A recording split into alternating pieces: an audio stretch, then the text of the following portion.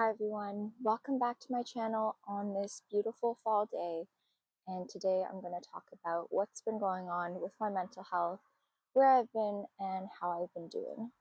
So I started to have hypomania in April, but I didn't realize it until June. So in June, I really started to notice that I wasn't sleeping. I was only sleeping maybe 2 or 3 hours every night, and slowly I started sleeping only every other night. I was also experiencing a lot of racing thoughts, tons of irritability. I was having a really hard time focusing, so I couldn't read. I couldn't watch a movie or even watch like a 2-minute YouTube video. I could not focus on anything. I couldn't listen to audiobooks or podcasts. And I also had a lot of energy despite not sleeping much. I didn't feel grouchy or groggy or tired. I just felt as energized as usual. So that to me was very clear signs that I was heading towards mania and was currently in hypomania, so I ended up going to the hospital. I am really privileged that I have a mental health hospital in my city, so I went there and I talked to the doctor there, and they decided to put me a bit higher on one of the medications that I was taking. So after I spoke to the doctor at the hospital, I realized that I had actually been experiencing hypomania since April. So in April, I had come off one of my medications with the permission of a psychiatric nurse. So she told me I could come off one of my medications because despite my medications keeping me very stable for the past couple of years, I haven't had any serious mood episodes. I was having really bad side effects that I just could not tolerate and were making me very, very unwell. So I was on 2 antipsychotics, and I didn't know which one of those was causing the side effects or if it was both of them. So in April, I talked to a nurse and she said I could come off one of them.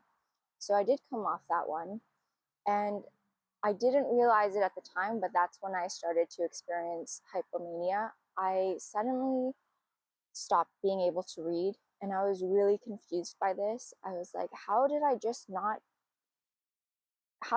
stop being able to read? Like, I used to read for school all the time, and I just graduated a few weeks ago, and now I can't read anything. I kept taking books out of the library, and I would look at the first sentence or two, and I couldn't read the book because I was just so unfocused. And I would just spend all my time scrolling social media. That was the only thing I could focus to do because it was moving fast enough for my brain. All I would do all day was scroll social media. I was also experiencing a decreased need for sleep in April too, but I also didn't recognize it as that because it was just after Ramadan. I thought that I had just gotten into a bad sleep routine. I thought I had been staying up later and later in Ramadan because I was out praying, and so I'd gotten into a bad habit of staying up late, and that's why I thought I couldn't fall asleep before 12 o'clock, 1 o'clock, 2 o'clock in the morning. So I didn't realize that was happening in April, and it just got progressively worse until June, where I wasn't sleeping much at all. So I started not sleeping until 12 or 2 a.m. Then I stopped not. Then I couldn't sleep until like 5 a.m. And then I just wasn't sleeping at all. So this was really interesting for me to learn my signs of hypomania. In the past, I don't really remember having much hypomania. I just remember being in full-blown mania. So I don't really know what the warning signs are or what to look out for. And now I really have learned that number one, it's changes to my sleep. Decreased need for sleep is the first sign that I'm getting into hypomania, even before I experience any mood elevation. So that's just something that I learned going through this round of a bipolar episode, and it's something that I am really trying to keep an eye on moving forward. So in June, when I saw the ER doctor, they put me a bit higher on the other antipsychotic that I was on, which I really did not want to do because I was still experiencing these really bad side effects from my antipsychotic medication. But I recognized that I didn't want to end up in full-blown mania, so I took it with the expectation that it would be adjusted as soon as possible. So at this time, I did not have a psychiatrist. it is really frustrating and really problematic that it takes so long to see a psychiatrist. I had asked my family doctor for a referral in January, and it took 6 months. I didn't see a psychiatrist until August. So in that meantime, I just went to the hospital, as I said, and because it's a mental health hospital, they have a service where once you go through the ER, you get access to a follow-up clinic for 3 months, and it's walk-in availability, and you can go in as many times as you want. It's a very long wait time, but the psychiatrists there are really helpful. So I ended up going like 3 times a week at one point to get my medications adjusted because I couldn't tolerate such a high dose of the other antipsychotic that I was on. So I was really lucky that the psychiatrists that I saw were really understanding when I told them that the side effects of my medications were so extreme that I was having such a poor quality of life. I felt so sick all the time. Even though I wasn't in a mood episode, I was just as non-functional because of the side effects of my medications. So they were really understanding. They really listened to me. One of the psychiatrists asked me, like, are these side effects unlivable? And I was like, absolutely, they are. I cannot live with these side effects. So I started to come off the second antipsychotic that I had been on, and at the same time start on a new antipsychotic. So this is where things got really, really brutal. Oh my God, the squirrels are running around. So psychiatric medications are very powerful, and they're very difficult to keep changing. They're really difficult for my brain and my body to keep adjusting them. So at one point I was adjusting my medications like every single week for 2 months, and that was very, very hard. I would experience withdrawal coming off my old antipsychotics, and at the same time have side effects from coming onto my new antipsychotics, and then have bipolar symptoms from not being adequately medicated on anything. And especially with hypomania, that is so hard because usually when you're sick, like, sleep is your respite. But because I was hypomanic, I wasn't sleeping, so I just like felt the withdrawal and the side effects like the whole day, like 20 hours a day. And also because I was so physically unwell, I was like vomiting, I had headaches. I couldn't do the normal things that would help me with hypomania, which is mainly like going for a walk, doing creative activities.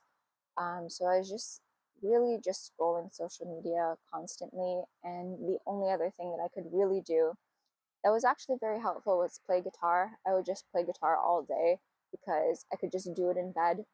And for some reason, my brain could focus on that, and it felt like um, I could have an outlet for my hypomania that way. So I ended up coming off the second antipsychotic and going on a new one. So now I was off both of the original antipsychotics that I had been on for the past couple of years, and I had started a newer one. And things were okay. I seemed pretty stable, sleeping more, less racing thoughts. And at that point, I had finally been able to see my new psychiatrist. I did an intake appointment and told him what was going on. And we just kind of continued the plan that I had been on, seeing the hospital psychiatrist. And things seemed to be going pretty well. I was still having side effects, but less. I didn't even realize like how sedated I had been on the previous antipsychotics I was on. I used to feel every day like I didn't really wake up until 2 p.m. I was also just constantly hungry, and if I didn't eat, I felt like I would pass out. Like, I was so hungry.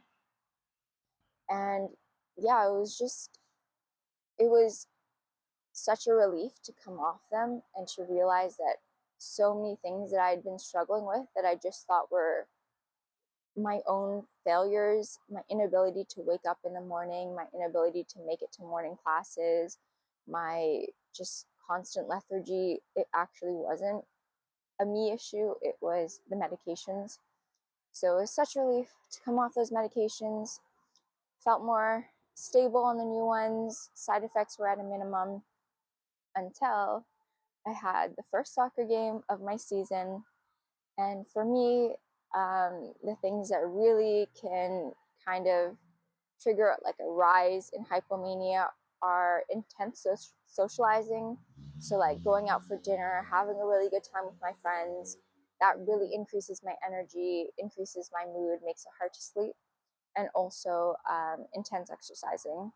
So I had my first soccer game of the season, and I immediately went way up into an even more heightened state of hypomania than I had been at before. I wasn't able to sleep again. I had a lot of increased energy, and I also had increased mood. So I was feeling very happy. And I started having like weird thoughts as well, really like unusual thoughts about like being super connected to everything in the world, feeling like everything had such a huge importance or purpose, having like strange religious thoughts as well. And I just was like, okay, this is getting very close to a manic episode, and that was really frightening for me. So I ended up calling my doctor right away. He talked to me, and as soon as he could during his lunch hour, and he basically decided that it would be best for me to go back on the 2 antipsychotics that I had been on previously, that I had just spent months withdrawing from because they had in the past kept me very stable. So this really sucked, but because the psychiatrist was really listening to me, I felt really heard. I felt like he really understood the severity of the side effects I'd been having. I really felt like I could trust him, and I could trust him to listen to me when I told him that the side effects were too unbearable and I couldn't continue. So I did go back on the 2 antipsychotics that I was on before, and I was at a much lower dose. And I felt like I was still having side effects, but I was much more stable. It really just like squashed the mania, went back to sleeping and feeling normal, no elevated mood, no racing thoughts, able to read again. So that was good. While I was sort of in that period of getting manic, I also had some other safeguards. I see a therapist regularly, so that was really helpful to talk about how scary it is to almost have mania or to feel like you might become manic again, because that was such a traumatizing thing for me to go through before. It's so frightening to lose control of yourself, to not be in control of your behaviors and your actions, and to feel like you're going to lose your sanity. So having her to talk to was really important for me to just process the feelings that were coming up around being ill and having to go through this experience of having episodes again. I also was keeping my parents informed about like what I was experiencing, and I also gave like my credit cards to my parents, gave them my banking info, so that if I do like get really manic or even more hypomanic, I'm not like spending all my money. So I just had those safeguards in place, and I feel like every time I kind of go through a bipolar experience, I just learn more and more about like what I can do to prepare for it, what are the warning signs, what I can do in the midst of it to minimize the damage, and how I can respond to it in treatment. So it has been a good learning experience despite being very difficult. So now I'm on the same antipsychotics that I had been on, and at a much lower dose. I am on like 1/6 of the dose that I was on before, and they are keeping me really stable. It's taken another month, 2 months to just keep playing with different doses on these same 2 medications, higher on one, lower on one, higher, higher, lower, lower, just like trying every single combination of these medications to see like what is the lowest dose that will keep me stable and have also side effects that are either very tolerable or non-existent, hopefully. So I feel a lot more stable. I feel like my mood is stable. I feel like I'm in a very good place where the side effects are very minimal. They're definitely still there. still impact me, but there are ways that I can, work through them. And yeah, I'm feeling so much better now. I wasn't able to make a video because when you're hypomanic, you can't do anything. It was so hard for me to follow through on anything that I wanted to do. I would start cleaning my room and then stop, or start doing one thing and then stop, and I just couldn't even make myself follow through with things like taking a shower or brushing my teeth. I was also experiencing a lot of mixed states as well, where any moment where I wasn't hypomanic, I was feeling super, super depressed, and I just couldn't make myself do things. Such bad executive dysfunction, feeling really sad, crying, and happy. So it's been a really difficult time, really challenging these past couple of months, going through all these medication changes, going through all this mood instability.